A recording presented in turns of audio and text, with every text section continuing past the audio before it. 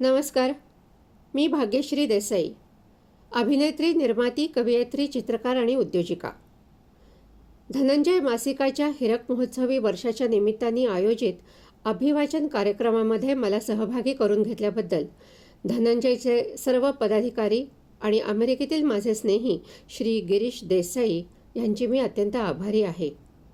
आज नेलेकर यांची गूढरम्य कथा मी सादर करत आहे. कथेचं नाव आहे कपाट उघडू नका. कपाट उघडू नका. मंग्याच्या टोळीबाबत असं बोललं जायचं की ते एकदा का एखाद्या सावजाच्या पाठलागावर निघाले तर ते सावज जगाच्या कुठल्याही कानाकोपऱ्यात लपलं तरी त्या सावजाला शोधून काढतीलच.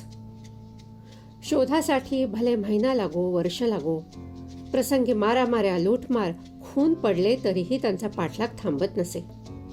त्या सावजाला गाठल्याशिवाय ते राहतच नव्हते. 6 महिन्यांपेक्षा अधिक काळ उलटून गेला होता. संजय रोज पेपर पाहत होता, पण मंग्या तुरुंगातून पळून गेल्याची बातमी अद्याप तरी आली नव्हती. त्याला आणि त्याच्या 3 साथीदारांना कडेकोट बंदोबस्तात ठेवलं होतं. आणि मंग्या जरी तुरुंगातून पळून आलाच तरी मध्ये एवढा मोठा, लांब, रुंद सह्याद्री पसरलेला होता. निबिड जंगलं होती. वाटेत अनेक गावं, शहरं, खेडी होती. साऱ्या ठिकाणी शोध घेत घेत ह्या आडगावी येतो त्याला कैक दिवस, महिने लागले असते. तरीही संजय सर्व सावधगिरी बाळगून होता. वेगळ्या नावाने दुकान चालवत होता. कुणाशी फारशी ओळख परिचय न वाढेल याची दक्षता घेत होता. रात्रंदिवस डोक्यावर कायम फेल्ट हॅट असे, तीही कपाळापर्यंत ओढलेली. चेहरा लवकर ओळखता येऊ नये अशा प्रकारे. झोपतानाच काय ती फेल्ट हॅट निघत असेल तेवढीच. जेवढी सावधगिरी बाळगायला हवी त्याहीपेक्षा जास्त सावधगिरी तो बाळगत होता. संजयने राहायला माडीचं घर विकत घेतलं, तेही नेमकं गावाच्या अगदी एका टोकाला. घरमालक एकटाच होता. त्याला नातेवाईकांचा कसलाच पाश नसल्याने घर विकून आलेला सगळा पैसा व्यसनात घालून त्यांनी स्वतःचा आत्मघात करून घेतला होता. घरामध्ये संजय, त्याची पत्नी मालन आणि त्याचे वडील पंत, बस 3घांचा आटोपशीर संसार. बँक रॉबरीत मंग्याच्या माणसानं कॅशियरच्या देहाची चाळण केली होती. इतक्या लोकांसमोर एवढं भयनाट्य होऊनही पोलिसांपुढे कोणीही सविस्तर जबाब दिला नव्हता. संजयनं मात्र निर्भयतेने साथ दिली होती. ओळख परेडमध्ये 4घांना अचूक ओळखून काढलं होतं. पण त्याच्या या पराक्रमामुळेच मंग्याच्या टोळीशी मात्र त्यांनी वैर घेतलं होतं. 7 वर्षांसाठी 4घंही तुरुंगात गेले खरे, पण कुठल्याही क्षणी 4घं तुरुंग फोडून बाहेर येतील आणि तुम्हा 3घांचीही चटणी करतील अशी भीती सर्वांनीच त्यांना घातली होती. शेवटी या भयापोटीच त्यांनी नोकरीचा राजीनामा दिला.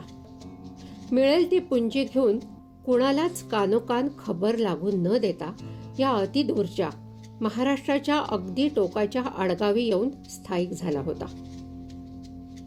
6 महिन्यांचा कालावधी उलटून गेला तरी मंग्याच्या टोळीची भीती त्याच्या मनातून गेली नव्हती.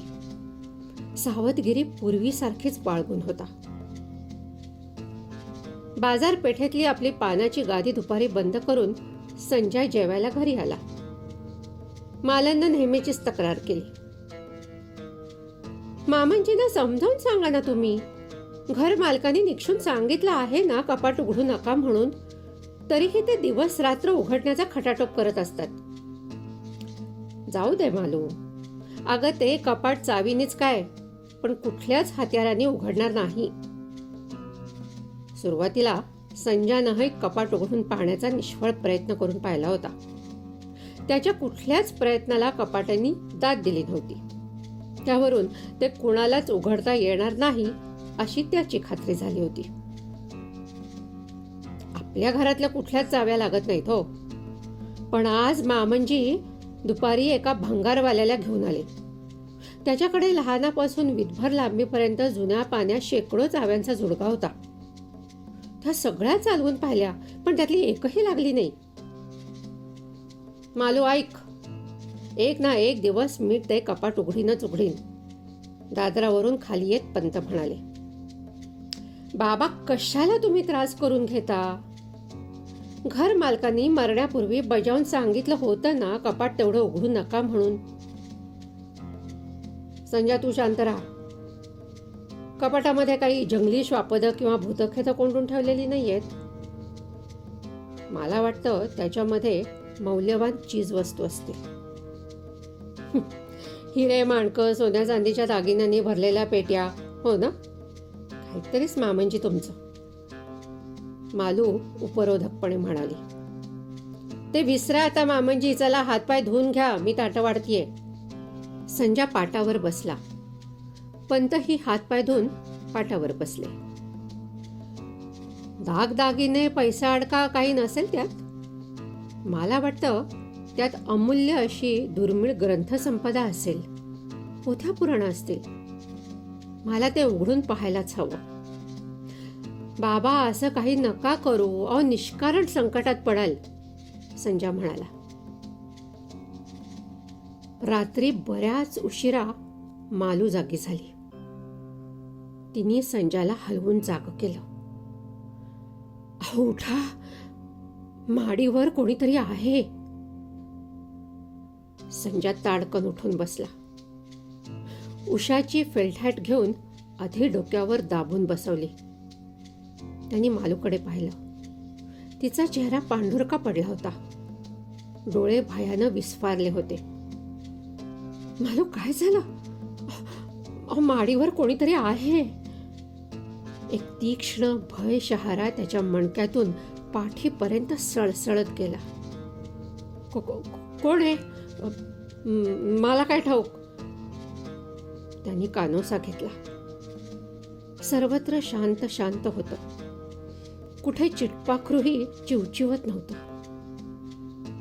असाच काही काळ गेला. शांततेत काहीच विघ्न आलं नाही. उगाच घाबरवलंस मला, झोप. मालूनी तोंडावर बोट ठेवून गप्प राहण्याचा इशारा केला. आता ती जास्तच भेदरल्यासारखी दिसू लागली. तिने संजाचा हात धरला. तिचे हात कापत होते. ऐका, काहीतरी खसपसण्याचा आवाज ऐकू आला आणि त्याच्याही हातापायात कंप भरला. बघून या जा, मालू खुसपसली. तो दचकला. मी मी मी नाही जाणार. बाबांना हाक मार. मामंजींना नका उठू, तुम्ही या पाहून. मला भीती वाटते, त्याने तक्रार केली. पुरुषासारखे पुरुष असून काय भीता हो? चला, मी येते तुमच्या बरोबर. संजा काकू करू लागला. एखादा दगड जमिनीवरून पुढे मागे सरकवावा तसा आवाज आला. भीतीनं तिने संजाला मिठी मारली. तिला पाठीवर थोपटून संजाने तिला धीर दिला. उसने अवसानानं उठला. थांब, पाहूया. दोघेही एकमेकांना आधार देत दादराकडे आले. पंतांची खोली बंद होती. दाराच्या फटीतून आतल्या झिरो बल्बचा मंद प्रकाश दिसत होता. दादराच्या पहिल्या पायरीवर पाय ठेवला खरा, पण पुढच्या पायरीवर पाय उचलून ठेवण्याचं धैर्य होईना. मालू मागून ढकलू लागली तेव्हा कुठे तो दुसरी पायरी चढला. तीही त्याच्याबरोबर वर निघाली. वर आवाज होत होते, पण दोघे मुळीच आवाज न होईल याची दक्षता घेत इंचा इंचानं वर सरकत राहिले. काही वेळ शांतता पसरली. नंतर परत दगडावर दगड घासल्यासारखा आवाज येऊ लागला. कंठाशी प्राण आणून कसे बसे दोघंही वरच्या पायरीपर्यंत आले आणि दोघांनीही एकाच वेळी डोके उंचावून पाहिलं आणि सुटकेचा दीर्घ सुस्कारा टाकला. मंद दिव्याच्या प्रकाशात पंत शेजारी अनेक आकाराच्या लहान मोठ्या चाव्यांचा ढीग घेऊन बसले होते. कांशीनं घासून चाव्यांना विशिष्ट आकार देण्याचं काम चाललं होतं. दिवस जात होते. आणखीन 2 महिने उलटले. संजय काळजीपूर्वक प्रत्येक वृत्तपत्र चाळत होता. मंग्या शिपायांच्या हातावर तुरी देऊन निसटल्याची बातमी अजून तरी प्रकाशित झाली नव्हती ना तशी अफवाही पसरली होती. संजय मालूला मंग्याची काळजी होती तर पंतांना कपाट कसं उघडेल याची. दिवस रात्र त्यांचा खटाटोप चालूच होता.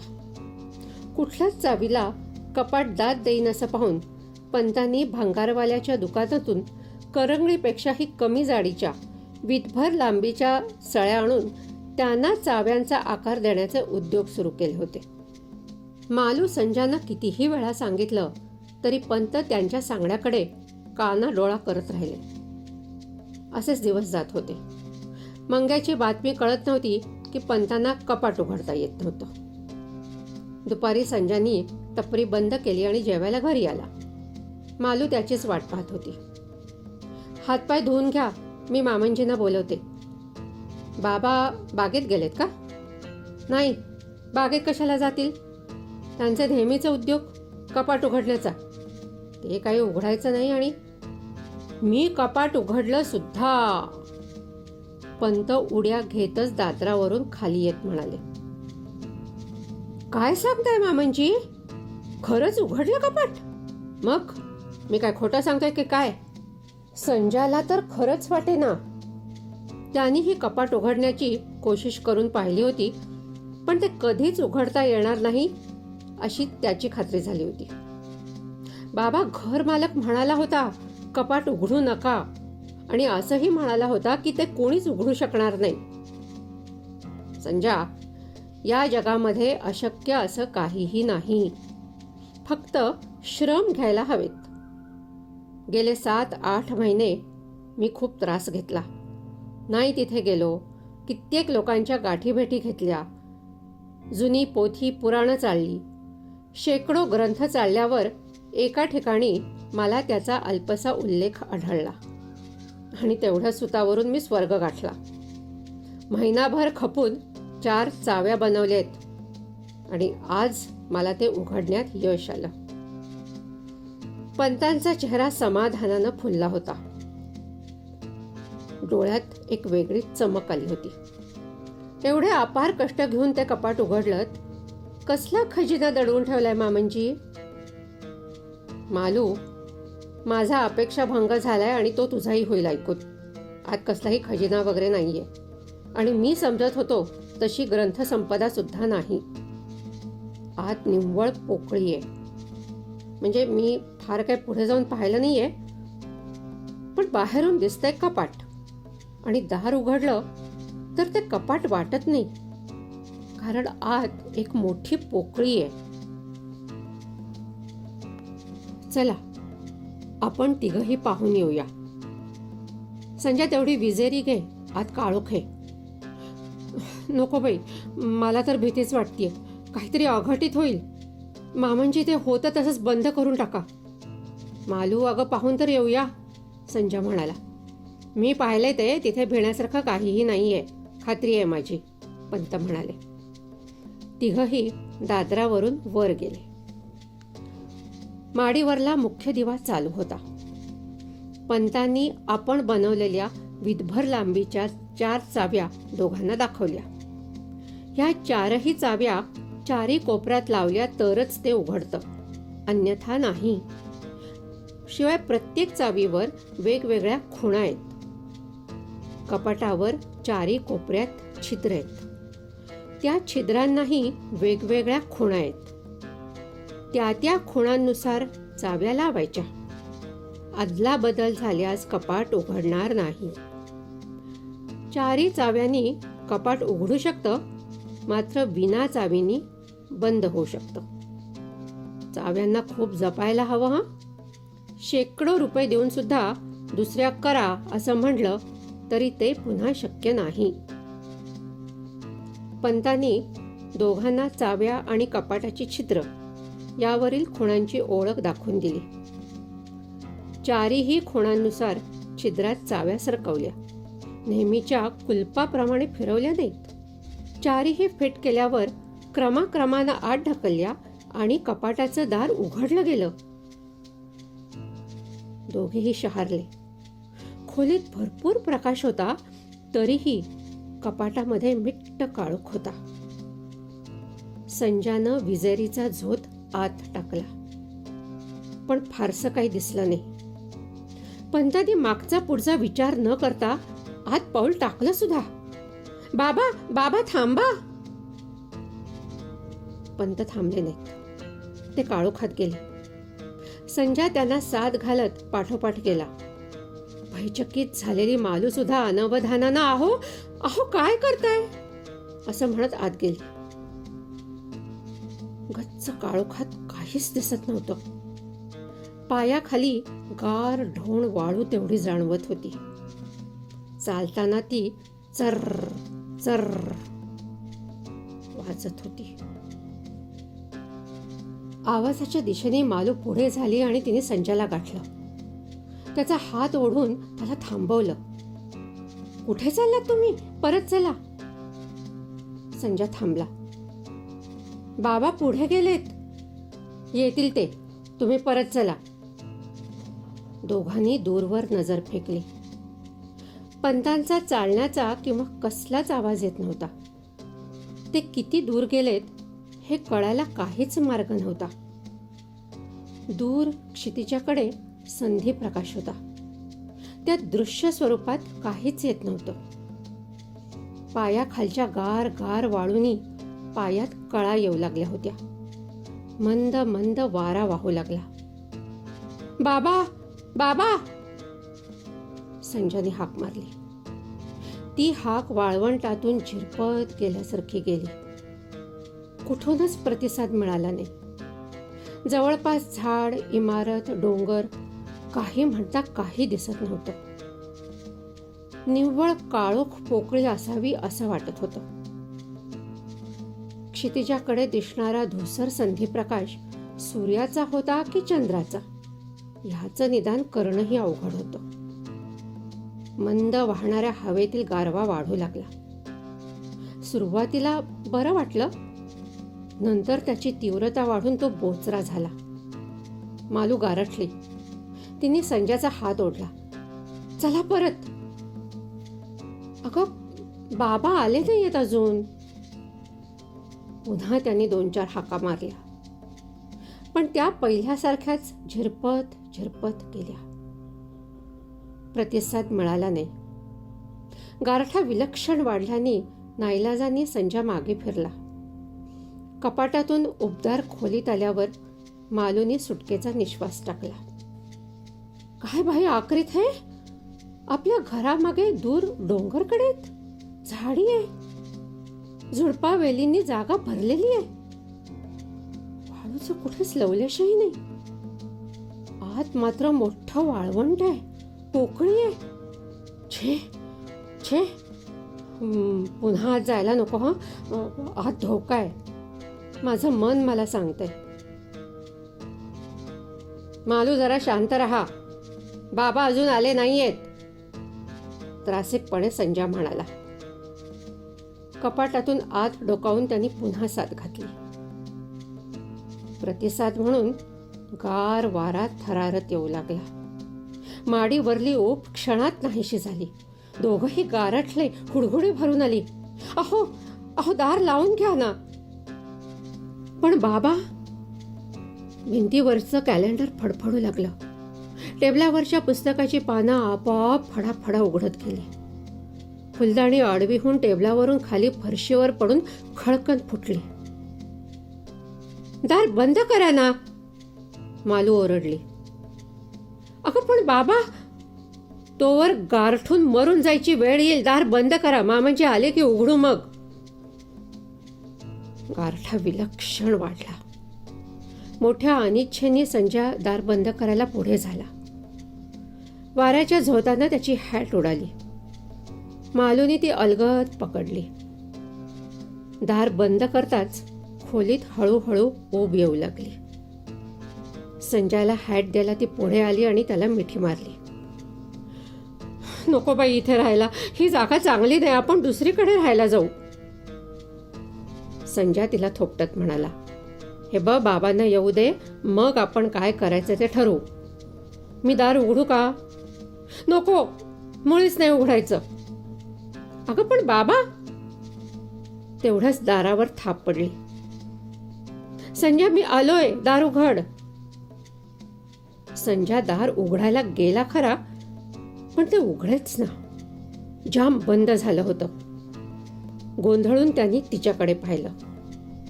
तिने भिंतीकडे इशारा केला. खुंटीला चाव्या लटकत होत्या. तत्परतेने खुणांनुसार चाव्या लावून क्रमानं प्रेस केल्या. दार उघडलं गेलं. मालू धास्तावून कोण आलंय ते पाहू लागली. पण काळजीचं कारण नव्हतं. ते पंतच होते. गारठा संपलेला होता. त्यानं कपाट बंद करून चाव्या खुंटीला लावल्या. पंत विलक्षण गारठून गेले होते. त्यांचं सर्वांग थरथरत होतं. भीतीने का गारठ्यानी सांगणं कठीण आहे. कपडे केस अस्ताव्यस्त विस्कटलेले होते. बाबा, काय झालं? कुठे गेला होतात? आम्ही किती घाबरून गेलो होतो. मला खूप भूक लागलीये. चला आपण जेवूया. तुम्हाला किती हाका मारल्या, पण तुम्ही ओ दिली नाही. जेवताना संजय म्हणाला. हो का? पण मला एकही ऐकू आली नाही. इतका वेळ मामंजी तुम्ही होतात तरी कुठे? विलक्षण, अगदी विलक्षण अनुभव म्हणायचा हा संजय. मी कल्पना केली तशीच आत अनंत पोकळी आहे. पायाखाली निव्वळ वाळवंट. वाळू सुद्धा फ्रीज मधून काढल्यासारखी गार ढोण. डोळ्यांमध्ये बोट घातली ना तरी दिसणार नाही असा काळोख. मात्र दूर क्षितिजाकडं धुसर संधी प्रकाश आहे. त्या प्रकाशात सर्वत्र पोकळी असल्याचं जाणवत होतं. झाडं झुडपं डोंगर काहीही नाही. मी थोडा पुढे गेलो आणि वाऱ्याच्या झोताना हेलपाडत बराच पुढे ढकलला गेलो. मला माघारी वळताच येईना असा वारा. मी पुढे गेलो आणि समोर पाहिलं. वारा जरा थांबला होता. दूर क्षितिजाजवळ धुसर प्रकाश दिसत होता.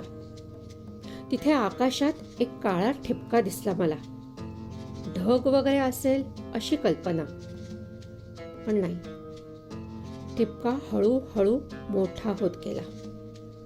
मला त्याची हालचाल जाणवू लागली आणि मग लक्षात आलं तो ठिपका मोठा होत नव्हता, वेगाने माझ्या दिशेने येत होता. आणखीन जवळ आल्यावर त्याच्या राक्षसी पंखांची फडफड ऐकू आली. खरा एवढ्या आकाराचं ते गिधाड होतं. दोन्ही पंख झोपडीच्या 2 छपरांसारखे विशाल होते. त्याच्या पंखाच्या फटक्यानं सिमेंट कॉन्क्रीटची मजबूत इमारत सुद्धा जमीनदोस्त झाली असती. त्या पंखाच्या फडफडण्याच्या निव्वळ आवाजाने कानाचे पडदे फाटतील की काय म्हणून मी कानात बोटं घातली. ते गिधाड माझ्या डोक्यावरून वारा कापीत गेला असावं, पण मी त्याच्या वेगाने मात्र साफ आडवा झालो. थोड्या वेळाने उठून पाहू लागलो गिधाड कुठे गेलं ते, पण काळोखात काहीच दिसेना. क्षितिजाजवळ आकाशात 2 बारीक ठिपके मात्र दिसले. मग मात्र मी थांबलो नाही. देवाचा धावा करत परत आलो. नशीब बलवत्तर म्हणून वाचलो. बाबा त्या चाव्या आता प्रथम नष्ट करून टाका. पुन्हा त्या कपाटाच्या वाटेला जाऊ नका. हे कपाट कुणी बनवलंय कुणालाच ठाऊक नाही. कदाचित मालकालाही ते ठाऊक नसेल.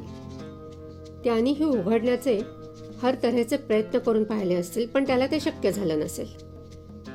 आणि मुळात हे कपाट नाहीच. न जाणो, कदाचित वेगळ्याच विश्वात उघडणारं कालद्वारही असेल. कुणी सांगावं. एकदा आत गेलं आणि दार बंद झालं तर मला नाही वाटत आतली गिधाडं त्याला जिवंत सोडतील म्हणून.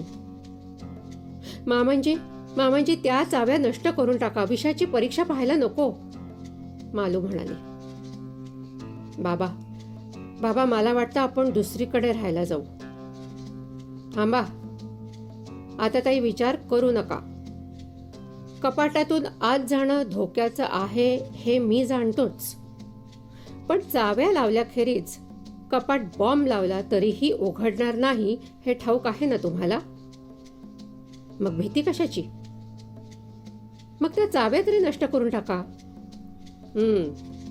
एवढ्या परिश्रमानं मी त्या तयार केल्यात आणि त्या सहजासहजी नष्ट करून टाकू? बाबा, चाव्या हाताशी असल्या तर कुणी लहान मुलगा सुद्धा कपाट उघडू शकेल ना. मग ठीक आहे, आपण चाव्या बंदोबस्तात ठेवू. पण हवेतच कशाला त्या? आपण पुन्हा काही आत जाणार नाही आहोत, संजा म्हणाला. संजा, हा सापळा आहे.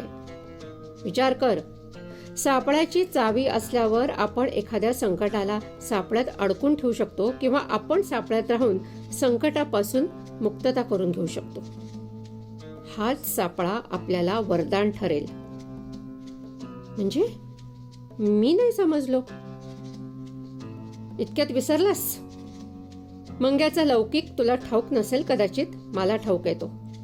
एक ना एक दिवस भुकेल्या लांडग्यागत मंग्या वास काढत येईल आणि त्याच वेळी हा सापळा आपलं रक्षण करेल. बाबा, म्हणजे तुम्हाला असं तर म्हणायचं नाही की? बरोबर, अगदी अचूक ओळखलंस. मंग्या म्हणतात त्याला. त्याचं सावज जगाच्या कुठल्याही कोपऱ्यात जाऊन का बसेना, तो शोधून काढेलच. लौकिक आहे त्याचा. दोघंही कावरे बावरे झाले. माझा ऐकणार असाल तर माझ्या डोक्यात एक प्लॅन आहे. मंग्याच्या टोळीपासून वाचण्याचा तेवढा एकच मार्ग शिल्लक राहतो. मालूंनी तिची आणि संजाची भांडी बाजूला सारली. सांगा मामंजी. वृत्तपत्रात बातमी आली नाही तरी कुठल्याही भ्रमात राहू नका. आज ना उद्या ती टोळी तुरुंग फोडून बाहेर पडेल आणि शोध घेत येईल. न जाणो कदाचित ती टोळी शोधावर निघाली सुद्धा असेल. दोघेही नवरा बायको अनामिक भीतीने हादरले. तो मालूकडे पाहत म्हणाला, मालू, पुढलं दार नीट बंद केलंस ना ग? मालू उत्तर देण्यापूर्वीच पंत म्हणाले, असली दारं मंग्या तर निव्वळ लाथेने उघडतो. मग त्याला तुम्ही 10 कुलपं का ठोकली असेनात? त्याच्या टोळीपासून बचाव करायला आपलं माडीवरचं कपाट उपयोगी पडेल. माझा ऐका. जरा विस्ताराने सांगा की बाबा. अरे सोपी गोष्ट आहे, पंत सांगू लागले. मंग्याला किंवा त्याच्या टोळीला ह्या कपाटाबाबत काहीही माहिती असणं शक्य नाही. समजा शोध काढत ते आलेच तर प्रथम तुला पकडणार. तू कपाट उघडून आत जायचंस. मी तोपर्यंत मालूची काळजी घेईन. माझ्या पाठोपाठ ते चौघही आत जातील. आम्ही कपाट बंद करू. आत काळोखात त्यांना गुंगारा देण्यात मला वाटतं तुला कोणतीच अडचण येणार नाही. मग दारापाशी येऊन 3दा थाप मारून, मालू दार उघड, मी संजा आलोय, असं म्हणलंस की आम्ही दार उघडू. आम्ही जवळपासच असणार. तुला कपाटातून बाहेर काढलं की चाव्या आत टाकून दार कायमचं बंद करून टाकायचं. मग त्यांचा परमेश्वरही त्यांना बाहेर काढू शकणार नाही. दुसरा कुठलाच चावीवाला तसल्या चाव्या बनवू शकणार नाही. आणि समजा बनवल्याच तरी तोवर आतली गिधाडं त्यांची हळं सुद्धा ठेवणार नाहीत. बाबा, तुमची योजना पॉवरफुल असली तरी मला भीती वाटते. सगळं असंच घडून येईल? आपण प्रात्यक्षिक करूया की, कशाला भीती बाळगतोस? पंत म्हणाले. असेच 8-10 दिवस गेले. बापलेकाचं एकदा प्रात्यक्षिक होऊनही गेलं. पण पंत एकटेच मधून कपाटातून सहल मुरकून यायचे. मालू संजानं पुष्कळ समजावून सांगितलं तरी ते ऐकत नसत. प्रत्येक वेळेला नवीन अनुभव सांगायचे. एकदा 4 गिधाडं दिसली तर कधी एकही दिसलं नाही. एका संध्याकाळी तर क्षितिजावर मधमाशांचं मोहोळ उठावं असे असंख्य ठिपके दिसल्यावर मात्र पंत थांबले नाहीत. घामाघूम होऊन परतले होते. त्यानंतर 4-6 दिवस गेल्यावर पुन्हा त्यांची सहल सुरू झाली. कधी कधी मांस घेऊन ते टाकून यायचे. संजाने एकदा खूप सुनावल्यावर पंत म्हणाले, संजा, मी गिधाडांची ओळख वाढवणार आहे, त्यांच्याशी मित्रत्वाचे संबंध प्रस्थापित करणार आहे. आणि एक दिवस अशी ही वेळ आली. सकाळी सकाळी पंत रपेट मारायला आत गेले ते संजा दुपारी जेवायला घरी आला तोपर्यंत परतले नव्हते. मालू खूप घाबरली होती. मला निरोप का नाही पाठवला म्हणून संजाने तिची कान उघडणी पण केली. संध्याकाळपर्यंत दोघांनीही माडीवरच्या खोलीत बसून पंतांची वाट पाहिली. पंत परतले नाहीत. रात्र पडल्यावर त्यांनी आत जाण्याचा निर्णय घेतला. मालूने कितीही प्रतिकार केला तरी त्यांनी ऐकलं नाही. अखेरीस किती झालं तरी पंत त्याचे जन्मदाते होते. आईच्या माघारी त्यानेच तर खस्ता खाऊन त्याला वाढवलं होतं. स्वतःच्या आशा, आकांक्षा, मोह, आसक्ती यांना तिलांजली देऊन त्याला मोठं केलं होतं. त्यांच्यासाठी मृत्यूशी झुंज द्यावी लागली तरी तो मागे पुढे पाहणार नव्हता. मालू, धैर्याने राहा, परमेश्वर आपलं अहित करणार नाही, विश्वास आहे माझा. मी विजेरी घेऊन जातो, बाबांना घेऊन येतो, तू मात्र जवळपास राहा. दारावर मी 3दा थाप मारीन आणि हाक मारीन, मालू दार उघड, मी आलोय. तेव्हाच दार उघडायचं, अन्यथा नाही, कळलं? मालू म्हणाली, 2 मिनिटं थांबा, आलेच मी. ती खाली जाऊन परत आली. तिच्या हातात फळं कापायची सुरी होती. संजाला हसू आवरेना. आता हे कशाला? असू द्या जवळ, ते पक्षी आले तर स्वरक्षणार्थ उपयोगी पडेल. सुरी देता देता तिने त्याचे हात धरले. डोळ्यात टचकन पाणी आलं. उशीर करू नका हं, इथे मी एकटी आहे याचं भान ठेवा. संजानं तिचे डोळे पुसले. हे बघ, काळजी करू नकोस, मी गेलो आणि आलो हं. संजा कपाटातून आत गेला. मालूनी दार उघडून कपाट बंद केलं. दाराशी खुर्ची घेऊनच बसली. चाव्यांचा जुडगा जवळच ठेवला. मनानं कुलदैवताचं स्मरण करू लागली, त्याचा धावा करू लागली. आता करण्यासारखं तेवढंच होतं म्हणा तिच्यापाशी. तास गेला, 2 तास गेले. हलके हलके तिचा धीर सुटू लागला. त्याचवेळी वाळूवरून चालत आल्याचा चर चर आवाज येऊ लागला आणि तिचा ऊर धपापू लागला. दारावर 3दा थाप पडली. पाठोपाठ शब्द आले, मालू दार उघड, मी आलोय. मालू पटकन उठली. योग्य छिद्रात त्या चाव्या घातल्या. नंतर प्रेस केल्या. दार उघडताच संजा आला. मामंजी कुठे आहेत? संजाला शोक आवरेना. तो हमसून हमसून रडू लागला. मामंजींचं काय झालं सांगितलंच नाही तुम्ही? 2 दिवसांनी रात्री झोपताना तिने विचारलं. बाबांच्या शोधासाठी मी 4-6 मैल वाळवंट तुडवलं. 4ही बाजूना हाका मारत शोध घेतला, पण मला ते दिसलेच नाहीत. दिसला तो प्रथम क्षितिजा जवळ एक ठिपका. बाबांनी सांगितलं होतं तसलं खरा एवढं गिधाड थरारत आलं. त्याच्या वेगाने वाराही वाहत होता. ते माझ्या डोक्यावरून उंचावरून गेलं तसा त्या झोताने मी वाळूत आडवा पडून हेलपाडत गेलो. वरून खूप गिधाडं घिरट्या घालत असावीत. काळोखात मला मोजता नाही आली. 1-2 कर्कश आवाजात चित्कारत होती. त्या आवाजाची तीव्रता सर्वसामान्य मनुष्य ग्रहण करूच शकणार नाही. फार भैरा होईल. मी कानात बोट घातली तर कानाचे पडदे फाटतील असं वाटत होतं. मला त्यांच्याशी काही कर्तव्य नव्हतं. मला बाबांचा शोध घ्यायचा होता. अंधुक अंधुक उजेड दिसू लागला, किंवा काळोखाला माझे डोळे सरावले असावेत. मग मला बाबा दिसले. मग का नाही आणलं त्यांना? कसं आणू त्यांना? ते फारच थोडे उरले होते ग.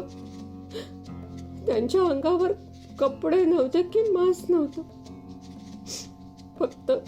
फक्त सांगाडा उरला होता. चेहऱ्यावर थोडं थोडं मांस आणि त्वचा तेवढं शिल्लक होतं. मी त्यावरून त्यांना ओळखलं. आई गं! आणि मग मी खूप भ्यालो होतो. तरीही बाबा बाबा म्हणून त्यांना हाका मारल्या. पण त्यांनी माझ्याकडे वळून नाही पाहिलं. ते तसंच तरंगत वाऱ्यावर हेलकावत निघून गेले.